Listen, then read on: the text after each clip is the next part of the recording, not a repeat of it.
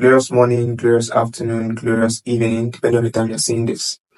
All right. You're welcome to King's Court with Kings. My name is Kings. You already know. Okay. I'm so excited about today's topic, and trust me, it's something very, very relatable. All right. And these things happen. In fact, these things they are happening, right? But then people don't talk about them. Okay.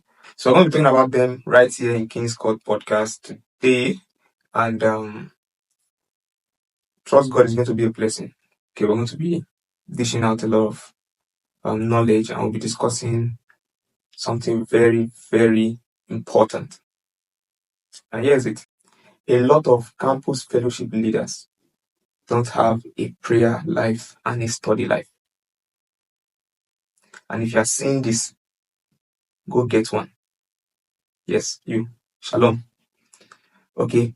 So a lot of campus fellowship leaders, and this also pertains to young ministers, they actually don't have a prayer life and a study life. Now, when we're talking about a prayer life and a study life, we are, talking about a consistent prayer life and a consistent study life that has a pattern, a structure, and is being followed with discipline. So now I'm going to be sharing my experience on this because, um, a couple of times I was getting a whole lot of messages, just get a DM and it'll be like, sir, thank God for what God is doing. We are seeing this, we are seeing that, we are hearing of this. But sir, it's something I want to really talk to you about and all of that. So when you get such conversation and the person introduces themselves as, okay, sir, I'm the, campus fellowship president of so and so campus fellowship in so and so university. And this is Nigeria now, right? So like, okay, go on. I want to hear them out. So you just say, sir, I'm actually struggling to pray. I'm actually struggling to study my Bible. You see, so this is actually, let's say, a pandemic or a plague that is slowly eating into people God is raising, or the people God is raising in the campus fold, right?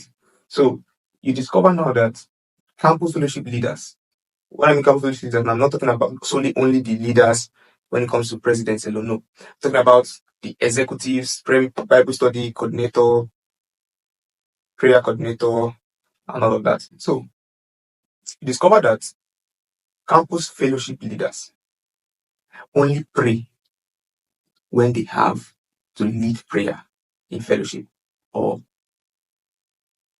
a program. They study. When I mean studying, I'm talking about study only when they are to probably share the word or minister in words in the fellowship or probably in the program. This is not supposed to be, because where you study your scriptures or you pray because you want to go and deliver a message or lead prayer, you end up performing. There's nothing far from it. Okay. So now this is it.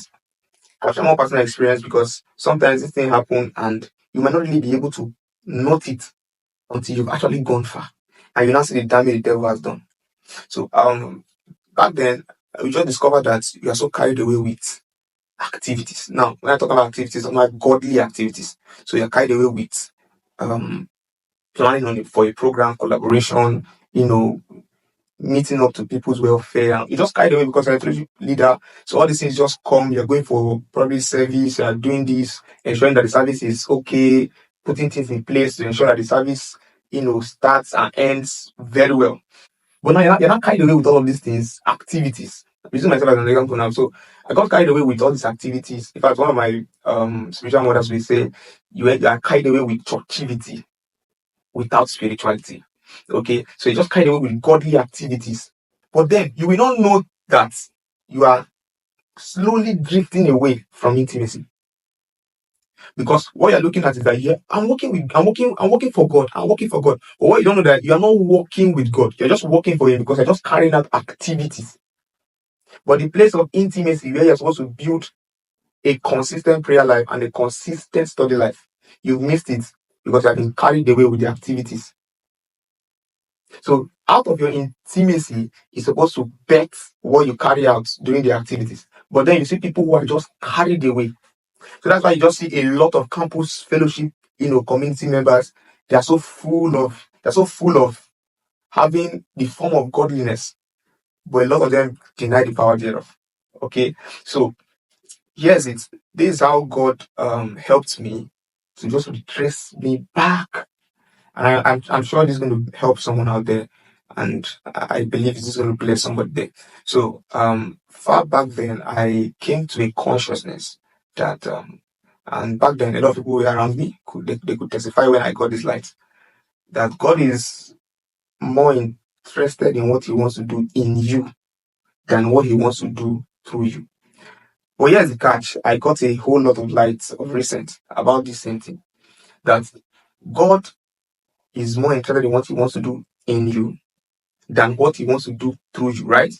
But here's it: when God successfully finds expression in what He wants to do in you, people will see the manifestation and refer to it as God working through you. So I got this consciousness that God is more interested in what He wants to do in me, meaning God is more interested about whom I become more than the position I occupy on campus ministry. But then you discover that many campus fellowship leaders and young ministers also, they are carried away with performances. So they're just looking for platforms or stages where they will just go and perform. All right. So if you are hearing this and you're seeing this now, it's a call for you to retrace yourself. God is more interested in what He wants to do in you. God is more interested about whom you become. About who you become. That's what He's interested in more than what you can do for Him.